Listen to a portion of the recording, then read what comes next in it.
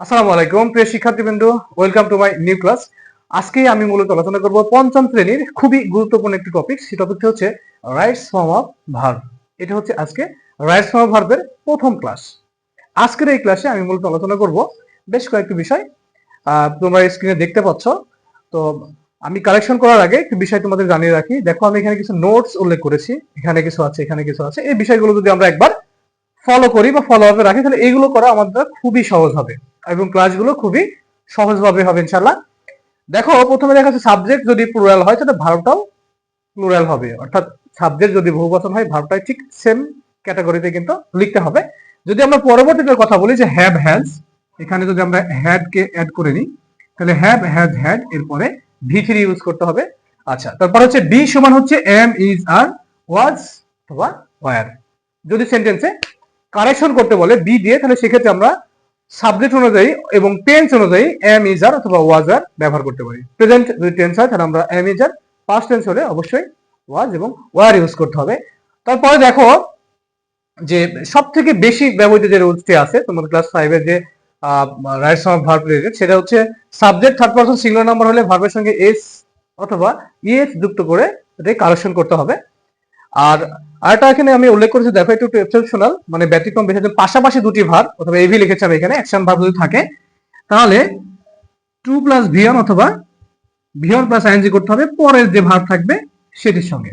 ঠিক আছে, আশা করি তোমরা এটা বুঝতে পেরেছো। এখন যদি আমরা এক্সাম্পল ওয়াইজ সবগুলো ভালো করে বুঝে নিই তাহলে বিষয়টা একেবারে ক্লিয়ার হয়ে যাবে। সো দেখে নিন। দেখো এখানে যে Rina and Omar be in the library. ঠিক আছে, আমি মূলত এটা আলোচনা করছি পেজ নাম্বার 1 এবং 2 এর যে যেখানে সবচেয়ে গুরুত্বপূর্ণ যেগুলো সেই যে রাইটস ফর্ম অফ ভার্ব সেগুলো। এখন দেখো এখানে যে রিনা এন্ড ওমর, তাহলে রিনা এন্ড ওমর মাঝখানে এন্ড ব্যবহার করা হয়েছে, কনজাংশন। তো এন্ড দিয়ে যদি আমরা দুইটা জিনিসকে বলি বা প্রকাশ করি সেক্ষেত্রে সেটা প্লুরাল হয়ে যায়, এটা না সিঙ্গুলার না। এটা হচ্ছে রিনা এন্ড ওমর, তার মানে সাবজেক্ট হচ্ছে প্লুরাল, তার মানে দে হয় যদি আমরা প্রোনাউন দেখি। তাহলে তাহলে আমি এখানে উল্লেখ করেছি যে সাবজেক্ট যদি প্লুরাল হয় তাহলে ভার্বটি অবশ্যই প্লুরাল করতে হবে। সেক্ষেত্রে এখানে কি আছে, বি আছে এবং এটা হচ্ছে প্রেজেন্ট ইনডিফিনিট টেন্স। তো আমরা রিডিং এর মধ্যে পড়েছি। ওকে, এখানে তাহলে আমরা কি ব্যবহার করব, এই যে am is are, am is are এর যে কোনো একটি এখানে ব্যবহার হবে। যেহেতু এটা প্লুরাল তাহলে আমাদের অবশ্যই কি ব্যবহার করতে হবে, আর। এটা জিনিস সবসময় মনে রাখবা, সাবজেক্ট যদি প্লুরাল হয় তাহলে ভার্বটি আমাদেরকে প্লুরালে কারেকশন করতে হবে। সো এখানে কি হবে, আর। দেখো, Rina and Omar are in the library, Rina এবং ওমর কোথায়, লাইব্রেরিতে। বুঝতে পারছো? নেক্সট যদি আমরা বি নাম্বারটা বিষয়ে কথা বলি, they have come to the library to read books, তারা লাইব্রেরিতে আসে কি করতে, এসেছে কি করতে, বই পড়তে। ওকে, আচ্ছা, এখন দেখো এখানে কিন্তু সাবজেক্ট, এই সাবজেক্টের পরে কি দিয়ে আছে, অক্সিলারি ভার্ব দেওয়া হচ্ছে হ্যাভ। ওকে, এবং এখানে এই ভার্বটা আমরা কারেকশন করব। এই ভার্বের কারেকশনটা আমি আগেই এখানে উল্লেখ করে রেখেছি যে যদি আমরা হ্যাভ হ্যাজ অথবা হ্যাড পাই সেন্টেন্সে এবং এরপরে যদি আমাকে ভার্ব কারেকশন করতে বলে তাহলে সেক্ষেত্রে অবশ্যই তোমাকে ভার্বের 3 নাম্বার ফরমেশন অর্থাৎ ভার্বের পাস্ট পার্টিসিপল ফর্ম ব্যবহার করতে হবে। ওকে, তাহলে কামের পাস্ট পার্টিসিপল ফর্মকে দেখো, COME এটা হচ্ছে V1, CAME এটা হচ্ছে V2 এবং COME অর্থাৎ এই ফর্মটাই হচ্ছে V3। তার মানে এখানে আমরা ইউজ করব হচ্ছে কাম। ওকে, এটা হচ্ছে V3, সো আমরা এটা এখানে ব্যবহার করলাম। পরেরটা দেখো, she is look for some book, সে কিছু বই খুঁজতেছে।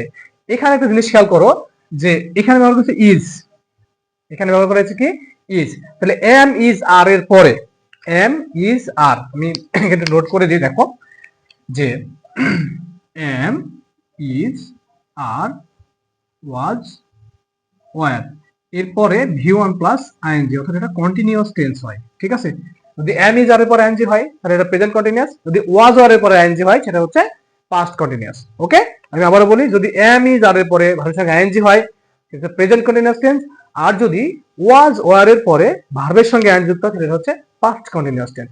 সো এখানে আছে হচ্ছে ইজ, এবং আমরা এটা শিওর যে এখানে ইজ এর পরে ভার্বের সঙ্গে যুক্ত করতে হবে। দেখো এখানে যে আমি যার ওয়াজ এর পরে ভার্বের সঙ্গে যুক্ত করতে হয়, সো এখানে কি হবে, লুকিং, লুকের সাথে আইএনজি। ওকে, নেক্সট ডি নাম্বারটি দেখো যে শি ড্যাশ রিড বুক। এখানে যদি খেয়াল করো যে আমি বলেছি এখানে দেখো একটি বিষয় যে সাবজেক্ট থার্ড পারসন সিঙ্গুলার যদি নাম্বার হয় তাহলে ভার্বের সঙ্গে এস অথবা ইএস যুক্ত করে কারেকশন করতে হবে। তাহলে যেহেতু subject third person singular number, he, she, it অথবা কোনো একটি নাম, এগুলো সবই হচ্ছে থার্ড পারসন সিঙ্গুলার নাম্বার। তো এখানে আমরা অবশ্যই করবো হচ্ছে রিডস। ক্লিয়ার? আচ্ছা, নেক্সট যে সেন্টেন্স সবথেকে শেষে আছে দেখো, যে I love read story book. আমি গল্পের বই পড়তে ভালোবাসি। এখন দেখো, এই লাভ এটা একটা অ্যাকশন ভার্ব, এখানে রিড এটাও কিন্তু একটা অ্যাকশন ভার্ব। পাশাপাশি দুটি অ্যাকশন ভার্ব যদি থাকে তাহলে টু প্লাস ভিএম অথবা ভিএম প্লাস আইএনজি করতে হয়। তোমাদের বই কিন্তু এখন ভিএম প্লাস আইএনজি দেওয়া আছে, সো এখানে তোমরা কারেকশন করতে পারো যে লাভ, তাহলে এখানে কি করতে পারো, রিডিং অথবা টু রিড, যে কোনো একটা। ঠিক আছে? তার মানে বিষয়গুলো খুব সহজ, এবং এই রুলস গুলোই কিন্তু বরাবর বিভিন্ন ভাবে বিভিন্ন সময় এসে থাকে। আমি আরেকবার তোমাদেরকে বিষয়টাকে সহজ করে দেওয়ার জন্য আমি শর্টলি কিছু কথা বলি, যে তোমরা সেন্টেন্স খেয়াল করবা কিন্তু সাবজেক্ট কি আছে, সাবজেক্ট অনুযায়ী তোমাদের অবশ্যই ভার্ব ব্যবহার করতে হবে। Subject third person singular number হলে ভার্ব অবশ্যই সিঙ্গুলার করতে হবে। ঠিক আছে? সো ক্লাসটি মনোযোগ সহকারে দেখলে এই পর্যন্ত তোমরা একেবারে ক্লিয়ার হয়ে যাবে। পরবর্তী যে টপিক সেটা অবশ্যই আগামী ক্লাসে হবে, পার্ট 2। আজকে এই পর্যন্তই। আসসালামু আলাইকুম ওয়া রাহমাতুল্লাহ।